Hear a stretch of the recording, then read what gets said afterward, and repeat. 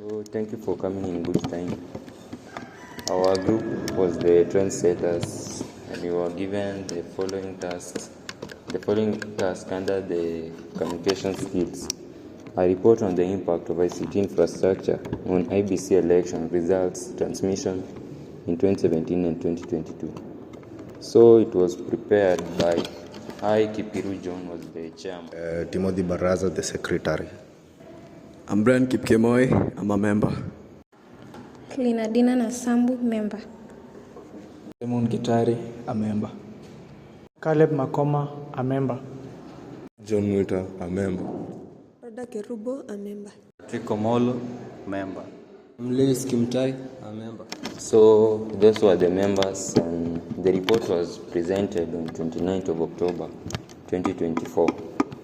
So to the task we were given, we had the following contents: the terms of reference, procedures, findings, conclusions, and the recommendations.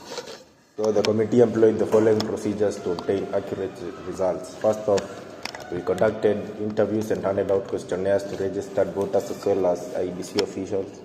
Then we conducted a forensic system audit on the electronic voting system and results transmission system. The procurement processes were examined to identify any mismanagement. Incidents reported early on bugs and glitches were reviewed. We also observed and used secondary data from storage sources. One of the key findings of the committee was the issue of internet connectivity.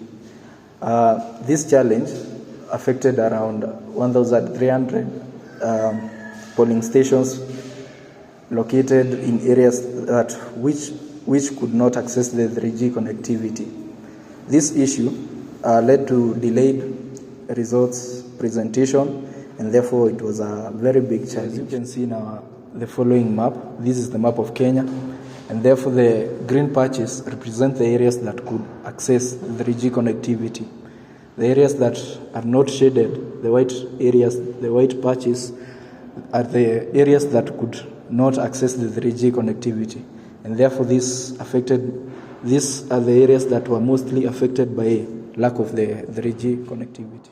So among our findings, one key aspect was the location of IBC servers. Since we do not have our own servers, we depend on foreign servers which are located in France. As you can recall, in the 2017 election, the presidential election was nullified by the Supreme Court. When the court tried to retrieve the data, it was very difficult since the servers were located in another country, in France. So this played a major role in the nullification. Okay, and another finding that we discovered is that there was a lot of congestion, mobile network congestion, and this was because of slow data transmission. You find that the servers that were allocated to serve in the elections could not handle the capacity of data that was needed to transmit so that the elections could be found in bombers. So with this congestion, you found that the results took a long time to arrive at where they are supposed to be. And the IEBC chairman at the time, Isaac Hassan, blamed the network providers, pointing out that these servers, of course, did not have capacity. And then the other finding was that the lack of backups, system backups to navigate through system failures. Of course, sometimes there might be system failures, but they did not have backups. We can point to a particular incident that happened that the eventual deputy president, Rigathi Gachagua, failed to appear in the system, in the KM's kit, and he was identified manually. So these sort of things tend to bring mistrust to the system, and even for the voters, they tend to have mistrust on the system. And then we have the other finding that we had is that there was poor training of ICT staff.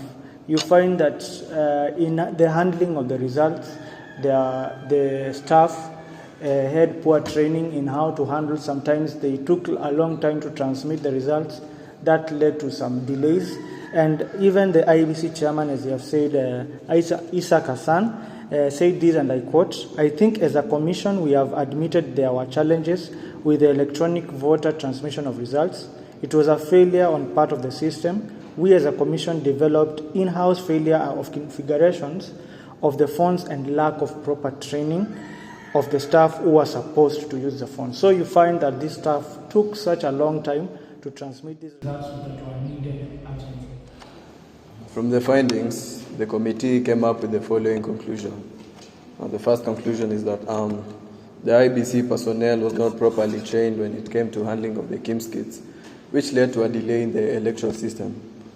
The second finding was that the IBC conducts critical operation and hold important data concerning voters, thus locating their servers in France, which therefore threatens the credibility of the elections.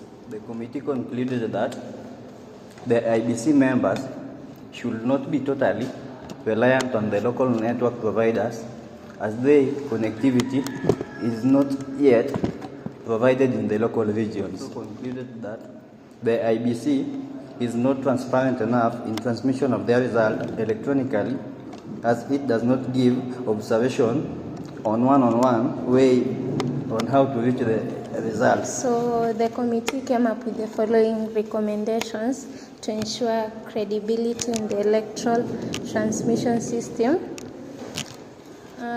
First recommendation, the IBC should locate the data centers locally and enhance cyber security.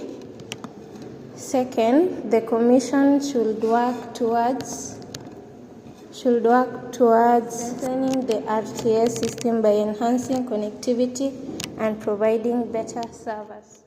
The other recommendations were tests should be run on the electoral transmission system before elections to detect hitches earlier and fix them. Another recommendation was personnel should receive more training to be oriented about the software systems prior to the elections. Recommendations. The IBC transmission portal had experienced multiple breakdowns, and it should be strengthened to give a detailed overview of how the results were reached. Second, the IBC should come up with backup transmission to navigate through system failures in case of any. Of our discussion, we have looked at the terms of reference, the procedures, findings, conclusions, and the recommendations. So I want to thank all of the members for their contribution in the task.